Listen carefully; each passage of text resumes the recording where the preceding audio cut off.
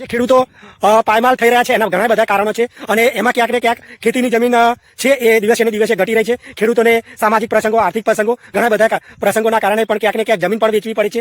એવા પણ દિવસો આવે છે અને આ બધામાં ખેડૂતો છેતરાતો જ હોય છે. હર હંમેશ તમામ પ્રશ્નોમાં સૌથી વધારે ભોગ ખેડૂત જ બને છે. મિત્રો, જ્યારે પણ ખેડૂત જમીન વેચે છે ત્યારે પણ છેતરાય છે. એનું સૌથી મોટું કારણ એક છે કે ખેડૂત જે જમીન વેચવા કાઢે છે એ જમીનમાં જે રકમ નક્કી કરવામાં છે એ રકમ ખેડૂતે ખાસ એ ધ્યાનમાં રાખવાનું કે આ રકમ જ સરકારી ચોપડે લખાય અને આ રકમ મુજબ જ જે તે રાખનાર વ્યક્તિ છે એ દર્શાવે અને આ રકમ મુજબ જ જંત્રીનો ભાવ નક્કી કરે. અથવા તો જો રકમનો તફાવત રાખવામાં આવે તો બાકીની રકમ છે એ પહેલી લઈ લે.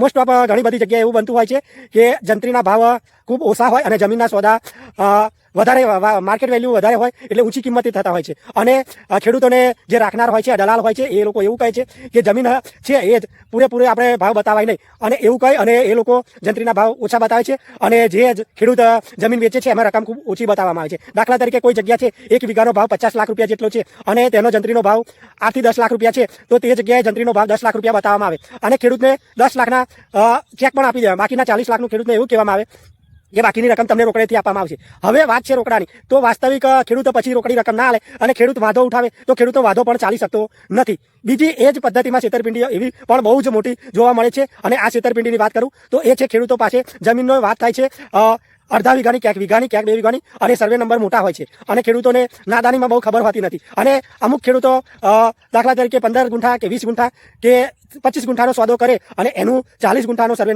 નંબર હોય તો 40 ગુંઠા લખાવી લે કે જે જમીન હોય એ બધી જ લખાવી લે અને આ રીતે છેતરપિંડી થતી. આ બાબતમાં પણ ખેડૂતોએ સાવધાન રહેવાની જરૂર છે. બીજું, ખેડૂતોને બીજી કઈ રીતે છેતરે છે એ પણ તમને જણાવું. મિત્રો, અત્યારે ખેતીના જમીન આસમાને હોવાથી જે છે જમીન ભૂમાફિયાઓ અને જમીન કૌભાંડીઓ બહુ વધી ગયા છે અને આ લોકો શું કરે છે, જે લોકો બહાર હોય, બીજા ગામમાં રહેતા હોય એવા લોકો હોય અથવા ગામમાં હોય અને જે જાગૃત લોકોના હોય એવા લોકોના ક્યાંક ને ક્યાંક ખોટા દાખલા બનાવીને ક્યાંક ને ક્યાંક બીજી રીતે નામ કમી કરીને, ફોર એક્ઝામ્પલ કોઈના વારસદાર હયાત હોય અને નિર્વસ બતાવીને, કોઈ પરિણીત હોય અને અપરિણીત બતાવે અને નિર્વસ બતાવીને આ રીતે તેમના નામ કમી કરી કાઢે છે. બીજી એક એ પણ આ લોકો પદ્ધતિ અપનાવે છે કે વારસદારોના નામ હક કમી કરવા. વારસદારોને છે એ ખબર પણ ના હોય, એમને એવું કહે કે મારે લોન લેવાની છે, બીજું કોઈ કારણ છે અને તમે આવો અને આ રીતે એમના બોલાવી અને એમના નામ હક કમી કરી કાઢે છે. અને હક કમીમાં તમારે જે છે મામલતદારની પાસે પણ જવાની, રજિસ્ટ્રાર સાહેબની પાસે પણ જવાની જરૂર નથી. નોટરી પાવરમાં પણ તમે લખી આપ્યું હોય તો પણ તમારું નામ નીકળી જાય છે. બીજી એક આ લોકો છે